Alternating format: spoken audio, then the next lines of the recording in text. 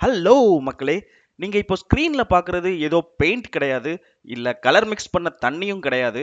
இது நிஜமான ஒரு நதி. அப்படியே ரத்த நிறத்துல சிவப்பா ஓடிக்கிட்டு இருக்கு. இந்தியால இருக்கிற ஒரு கோவில்ல வருஷத்துக்கு 3 நாள் மட்டும் அந்த ஊர்ல இருக்கிற பெரிய நதியே ரத்தமா மாறுதுன்னு சொன்னா நீங்க நம்புவீங்களா? அங்க இருக்கிற அம்மன் சிலைக்கு நிஜமாவே பீரியட்ஸ், அதாவது மாதவிடாய் ஆகுதுன்னு சொன்னா சயின்ஸ் ஏத்துக்குமா?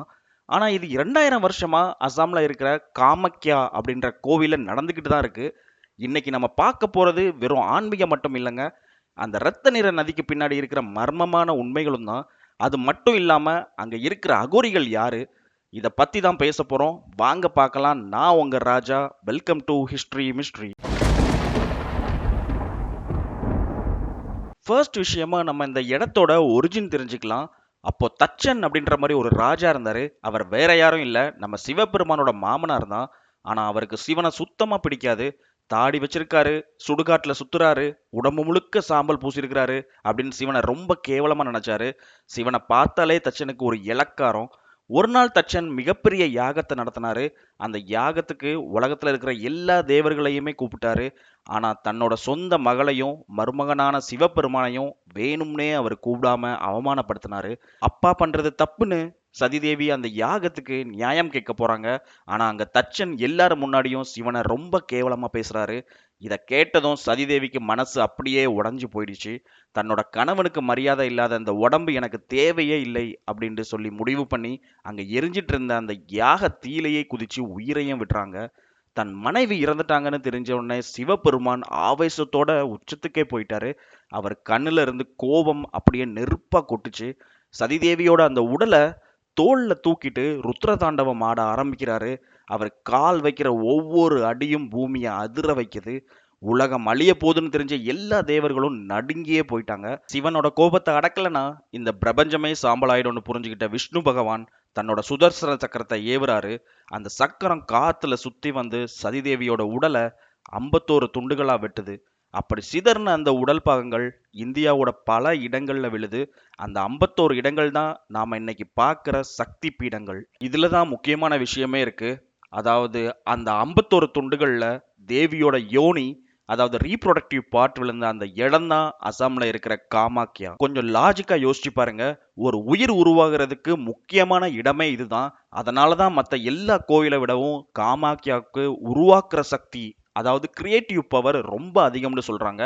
காமம், அதாவது ஆசை மூலமா ஒரு உயிரை படைக்கிற அந்த மர்மமான ஆற்றல் இங்க இருக்கிறதுனால தான் இதுக்கு காமாக்கியா அப்படின்ற ஒரு பேர் வந்துச்சு. ஆனா இங்க தான் ஒரு பெரிய ட்விஸ்ட் இருக்கு மக்களே.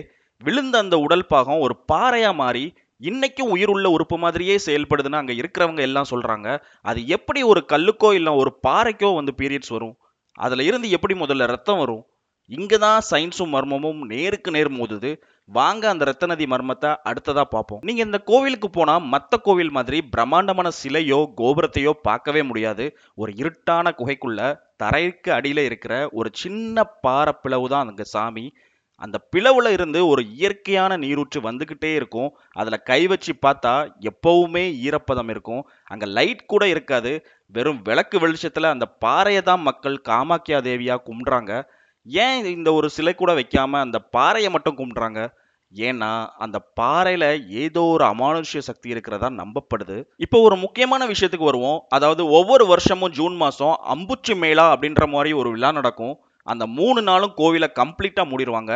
பட் அந்த 3 நாள்ல தான் பக்கத்துல இருக்கிற பிரம்மபுத்திரா நதி அப்படியே ரத்த நிறத்துல சிவப்பா மாறும். ஊர்ல இருக்கிற பெரிய நதியே சிவப்பா மாறுறது ஒரு பக்கம் இருக்கட்டும். இன்னொரு விஷயம் என்னன்னு பாத்தீங்கன்னா, அந்த 3 நாள்ல கோவிலுக்கு உள்ள இருக்கிற அந்த பாறை மேல ஒரு வெள்ளை துணியை வந்து போத்தி வைப்பாங்களாம். 3 நாள் கழிச்சு திறக்கும்போது அந்த வெள்ளை துணி அப்படியே ரத்தத்துல நனைச்ச மாதிரி சிவப்பா இருக்குமா. இது எப்படி நடக்குது? யாராச்சும் உள்ள போய் கலர் ஊத்துறாங்களா? இல்ல நிஜமாவே அங்க ஒரு மர்மம் தான் இருக்குதா? சயின்டிஸ்ட் இதுக்கு ஒரு காரணம் சொல்றாங்க. அதாவது அந்த ஏரியா மண்ல ஹெமடைட், இரும்பு சத்து வந்து அதிகமா இருக்குதாம். அதனால நிலத்தடி நீர்மட்டம் உயரும் போது தண்ணி சிவப்பா மாறுது அப்படின்ற மாதிரி சொல்றாங்க. ஆனா லாஜிக்கா யோசிச்சு பாருங்க. ஜூன் மாசத்துல இருக்கிற அந்த 3 நாள்ல மட்டும் ஏன் இது நடக்கணும்? வருஷத்தோட மத்த 362 நாட்கள்ல ஏன் இந்த நதி சிவப்பா மாறவே இல்லை? மழை பெய்யும் போதோ இல்ல வெள்ளம் வரும்போதோ அந்த மாற்றம் நடக்கவே இல்லையே. கரெக்டா அந்த அம்புச்சி நாட்கள்ல மட்டும் ஏன் சிவப்பாகுது? இதுக்கு சயின்ஸ் கிட்டயும் இன்னைக்கு வரைக்குமே ஒரு தெளிவான பதிலே கிடையாது. காமாக்கியா கோவில் வெறும் சாமி கும்பிட்ற இடம் மட்டும் இல்லைங்க. இது இந்தியாவோட மாந்திரீக தலைநகரம், அதாவது கேபிட்டல் ஆஃப் தந்த்ரான்னு சொல்லுவாங்க. உலகத்துல இருக்கிற எல்லா பெரிய அகோரிகளும் இங்க தான் வருவாங்க. இங்க இருக்கிற சுடுகாட்டுல அவங்க செய்யற பூஜைகள் ரொம்ப விசித்திரமானது. ஒருத்தருக்கு செய்வினை வைக்கிறது இல்ல வச்ச செய்வினையை எடுக்கிறதுன்னு எல்லாத்துக்குமே இந்த இடம் ரொம்ப ஃபேமஸ். இங்க இருக்கிற மாந்திரிகள் தங்களோட சக்தியை டெஸ்ட் பண்ணி பார்க்கறதுக்காகவே இந்த இடத்துக்கு வருவாங்களாம். இங்க ஒருத்தரை எதிர்த்து மாந்திரிகம் செஞ்சிட்டாங்கன்னா அதை யாராலையுமே தடுக்க முடியாதுன்னு ஒரு பயம் இன்னைக்கு அங்க ரொம்பவே இருக்கு. இன்னொரு பக்கம் இங்க மிருக பலி கொடுக்கிறது ரொம்ப சகஜமான விஷயம். தேவிக்கு எருமை, ஆடு அந்த மாதிரி மிருகங்களை பலி கொடுப்பாங்க. காத்துல எப்பவுமே ரத்த வாசனையும் அந்த மந்திர சத்தமும் கலந்து இருக்கும். முன்னாடி காலங்கள்ல இங்க நரபலி கூட நடந்ததா சொல்லப்படுது. ஆனா இப்போ அது கிடையாது. ஆனாலும் அங்க இருக்கிற அந்த வைப் ரொம்ப மர்மமாவும், புதுசா போறவங்களுக்கு ஒரு விதமான நடுக்கத்தையும் கொடுக்கிற மாதிரியும் தான் இருக்கும். இப்போ இவ்வளவு ரத்த வழிபாடுகள் ஏன் அங்க நடக்குது அப்படின்னு பாத்தீங்கன்னா, சக்திக்கு ரத்தம் தான் பலம்னு தந்திர வித்தைகள் சொல்லுது. இந்த கோவிலை பத்தி இன்னொரு இன்ட்ரெஸ்டிங்கான ஸ்டோரி ஒன்று இருக்கு. அதாவது கோச் பெஹார் அப்படின்ற மன்னர் குடும்பத்தில் இருக்கிறவங்க யாராச்சும் இந்த கோயிலுக்குள்ள போனாங்கன்னா அவங்க வம்சம் அழிஞ்சிரும் அப்படின்ற மாதிரி ஒரு சாபமும் இருக்கான். இப்போ இருக்கிற வெஸ்ட் பெங்கால்ல ஒரு மிகப்பெரிய ராஜ்யமா இருந்தது தான் இந்த கூச் பெஹார். இவங்க காமாக்கியா தேவியோட ரொம்ப தீவிரமான பக்தர்கள். 16வது நூற்றாண்டுல இந்த கோவிலை புதுப்பிச்சு கட்டினதே இவங்க தான். ஹிஸ்டரி என்ன சொல்லுது அப்படின்னா, 16வது நூற்றாண்டுல நரநாராயணன் அப்படின்ற ஒரு ராஜா காமாக்கியா கோவிலை புதுப்பிச்சு கட்டிட்டு இருக்கும்போது அவரோட தம்பி சுக்லத்வஜ் அவருக்கும் அந்த கோயில்ல இருந்த சில பூசாரிகளுக்கும் நடுவுல ஒரு பெரிய மோதல் உருவாயிருக்குது. மன்னர் குடும்பம் கோவிலுக்குள்ள வரும்போது சில அமானுஷ்யமான விஷயங்களும் அங்க நடந்ததா சொல்லப்படுது. இந்த சமயத்துல காமாக்கியா தேவியே ஒரு பூசாரியோட கனவுல இந்த ராஜா குடும்பத்தை சேர்ந்தவங்க இனிமே என் கோயிலுக்குள்ள கால் வைக்க கூடாது, மீறி வந்தா அவங்க வம்சம் அப்படியே வேரோட அழிஞ்சிரும் அப்படின்ற மாதிரி ஒரு சாபம் கொடுத்ததா ஒரு கதை இருக்கு. இது ஏதோ 500 வருஷத்துக்கு முன்னாடி நடந்த விஷயம்தான்.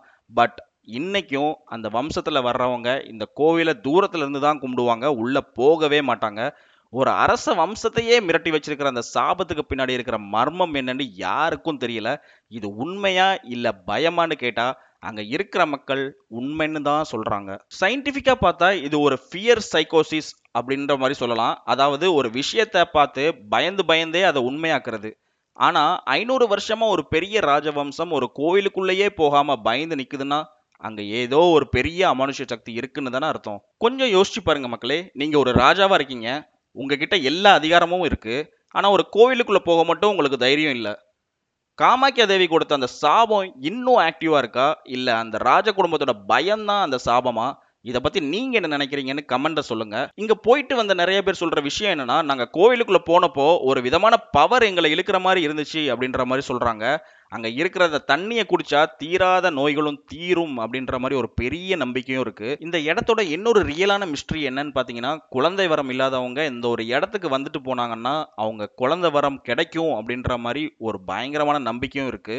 சோ மக்களே, காமாக்கியா கோவில் பத்தி இப்போ உங்களுக்கு ஒரு முழு ஐடியா கிடைச்சிருக்கும். சயின்ஸால முழுசா விளக்க முடியாத ஒரு இயற்கை மர்மமா இது, இல்ல நிஜமாவே தெய்வத்தோட சக்தியா? உலகத்துல நம்ம கண்ணால பார்க்குற விஷயங்களை விட மறைக்கப்பட்ட விஷயங்கள் தான் ரொம்ப அதிகம். இந்த பட்டியல்ல காமாக்கியா கோயில் எப்பவுமே ஃபர்ஸ்ட் தான். உங்களுக்கு ஒரு வாய்ப்பு கிடைச்சா அந்த 3 நாள்ல இந்த ரத்த நதியை பார்க்க நீங்க போவீங்களா? இல்ல அந்த அகோரிகளை பார்த்தா பயப்படுவீங்களா? உங்க கருத்தை கமெண்ட்ல சொல்லுங்க. அண்ட் நம்ம வீடியோ பிடிச்சிருந்துச்சுன்னா லைக் பண்ணுங்க, ஷேர் பண்ணுங்க உங்க ஃப்ரெண்ட்ஸுக்கு. அண்ட் சப்ஸ்கிரைப் பண்ண மறந்துடாதீங்க. அது எனக்கு இன்னும் மோட்டிவ் கொடுக்கும். அடுத்த வீடியோல உங்களை சந்திக்கிறேன். தேங்க்யூ. பபாய்.